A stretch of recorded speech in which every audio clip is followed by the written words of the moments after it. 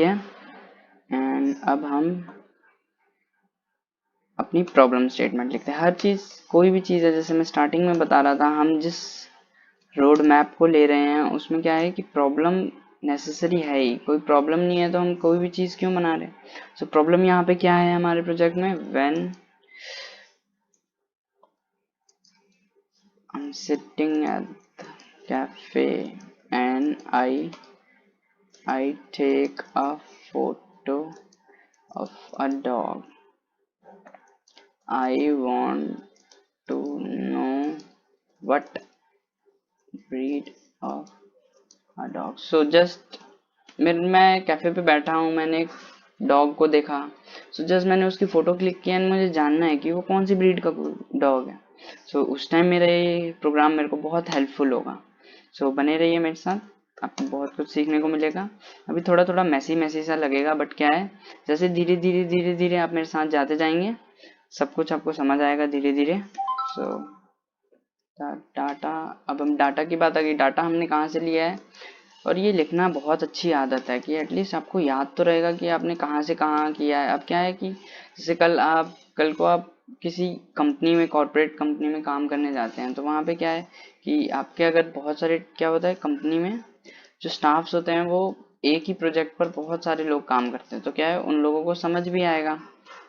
तो इसीलिए हम ये प्रेफर करते हैं कि हम जो भी कुछ लिख रहे हैं, जहाँ से हमने डाटा लिया है, जहाँ से हम जो प्रोसेस कर रहे हैं, स्टेप कर रहे हैं, उस चीज़ को साथ साथ लिखते जाएं। ओके, थर्ड स्टेप है इवैल्यूएशन। इवैल्यूएशन है हमारा कि हमें अपने डाटा को जो है उसका साफ सफाई करना है। It's like a pre processing, कि हमें डाटा जैसा दिया गया है उस डाटा को हमें उस तरह यूज नहीं कर सकते, क्योंकि रियल वर्ल्ड डाटा है, उसको एक पर्टिकुलर एक फ्रेमवर्क में डालना पड़ेगा, जिसके बाद हम उस डाटा को फीड कर सकते हैं मशीन लर्निंग के लिए एंड उससे कुछ आउटपुट निकाल सकते हैं। ओके, सो नेक्स्ट है 4। ओके, अब हम देखते हैं फीचर्स। फीचर्स वाला फंक्शन ये है कि हमारा जो डाटा है उसका फीचर्स क्या क्या है, जो हमने कैगल पे देखा था कि ये इसके फीचर्स हैं अबाउट द डाटा। तो हमारे डाटा के लिए क्या क्या फीचर्स हैं, फर्स्ट है वी आर डीलिंग, सबसे पहले हम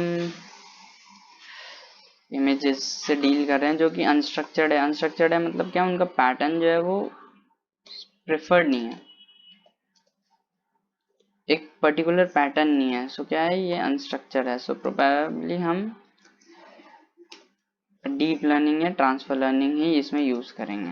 best we use transfer learning, जैसा मैंने बताया था अपने स्टार्टिंग वीडियो में, ट्रांसफर लर्निंग यूज करना है हमें।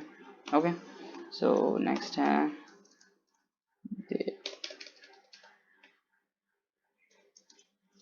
There are 120 breeds. हमारे डाटा में एटलीस्ट 120 ब्रीड्स हैं डॉग्स की। और ये देखो यहाँ पे ये एरर आ गया ना, इसका मतलब क्या है, हमने अपना सीपीयू जीपीयू जो है वो यूटिलाइज नहीं किया है।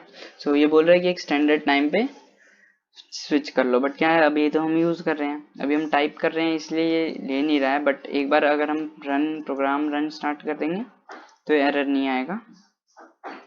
सो हमारे पास डाटा में 120 यूनिक सेट ऑफ ब्रीड्स हैं जिसका हमारे पास डेटा है। और there are about 10,000 images. 10,000 images हैं हमारे पास, 10,000 इमेजेस हैं ट्रेनिंग सेट के लिए, इन ट्रेनिंग सेट